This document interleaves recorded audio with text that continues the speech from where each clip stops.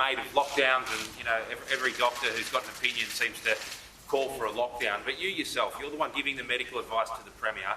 Do you think a 3-day lockdown would work in this environment?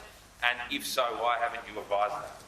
So 3-day lockdowns don't work if you've got distributed disease. 3 days is not long enough, and I think if you look at the reasons for the 3 days, it's basically a pause where you're behind and where you've got a sudden surge of cases and you want everyone to stay in the same place, and that allows you to get any backlog of any contact tracing. It's a really important element, and we may well be in that situation. I'm not dismissing any situation, but that's the purpose of that strategy. It's to give it to a pause.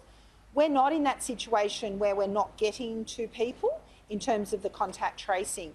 What we're dealing with is the fact that we have got any action we need to do is we need to change the trajectory of this infection. So this infection has got out into the community, and there are chains of transmission that we are not aware of. And we know that because we've got some unlinked cases. So there must be some missing links there. And because of that, we don't know the size of the chains that those missing links have established. And therefore, that is the reason for the concern, as well as the fact that we have seen transmission in settings, and I'm not going to overplay this, but in settings, transmissions occurred more frequently than we would have seen before.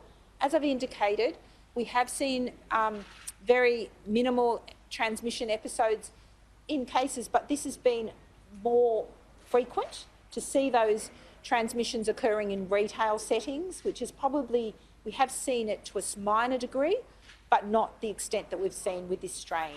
And that proposes more contact tracing because, as I indicated yesterday, it means that, rather than saying who was in this particular shop, it's who you've passed by in the corridors getting to that shop or the elevators.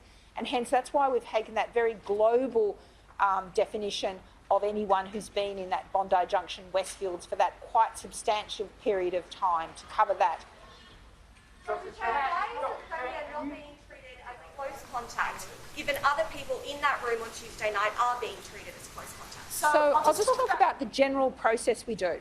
So what we do is we assess each venue. So not any venue is the same. It's the size of the venue, how you walk into that venue, who do you have to pass, if it's a venue the size of a massive area, that's very different than a single room. It's the duration you were there.